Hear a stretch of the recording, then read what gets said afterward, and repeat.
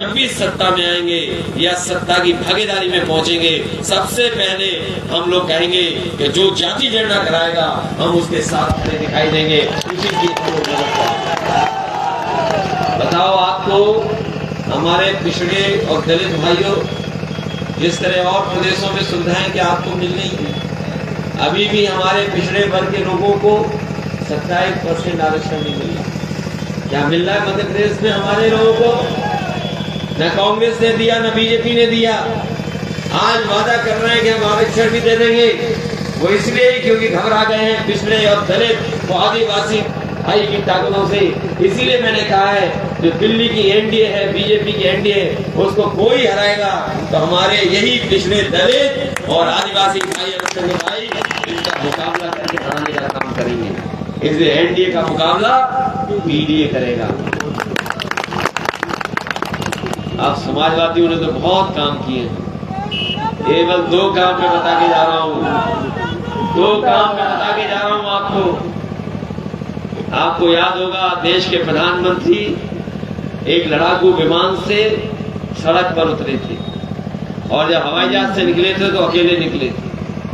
वो सड़क अगर किसी ने बनाई थी तो वो समाजवादी लोगों ने सड़क बनाई थी, जिसका परिणाम ये हुआ कि देश के प्रधानमंत्री सड़क पे अपना हवाई जहाज उतार सकते। बताओ मध्य प्रदेश के लोगों, अगर कहीं भी बीजेपी ने पूरे मध्य प्रदेश में एक भी ऐसी सड़क बनाई हो जहां पर हवाई जहाज उतर जाए तो हमें बता दो। कोई सड़क बनी हो तो बता दो। अगर किसी ने बनाई थी देश में तो इकलौती समाजवादियों ने बना करके दिखाई।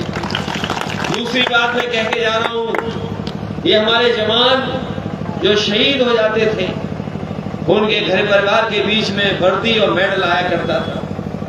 अंतिम दर्शन के लिए उनका पार्थिव शरीर भी नहीं पहुंचता था जवानों का।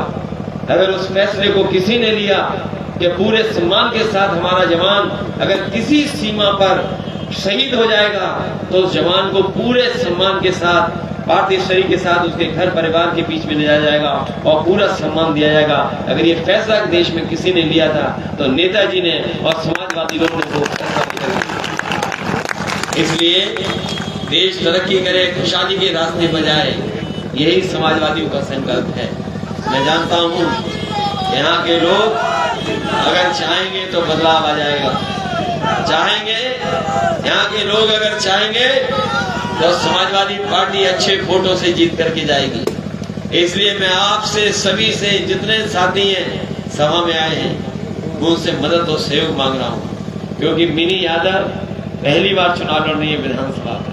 जो पहली बार लड़ता है उसके सामने बहुत सारी परिस्थितियां होती हैं, कई बार वो राजनीति को नहीं समझ पाते हैं, लेकिन जो जनता होती है कई बार मदद करती है ऐसे लोगों की। हमें उम्मीद है एक तरफ तो वो लोग हैं जिन्होंने बारी बारी सत्ता में रह करके क्षेत्र को पिछड़ेपन के छोड़ दिया है, पीछे कर दिया है क्षेत्र को, चाहे वो कांग्रेस हो चाहे वो बीजेपी हो। इन लोगों के काम काज इसी तरह के रहे हैं, कभी भी इन्होंने गरीब को सम्मान देने का काम नहीं किया। मुझे उम्मीद है कि समाजवादी पार्टी के प्रत्याशी की आप मदद करोगे, मिनी यादव जी को जिताओगे और हम भरोसा दिलाते हैं कि समाजवादी पार्टी बना करके और इनको जीतने के बाद आप सबका मान सम्मान देने का काम भी हम लोग करेंगे। इन्हीं शब्दों के साथ आप सब लोग इतनी बड़ी संख्या में आए, मैं आप सबका धन्यवाद देता हूँ।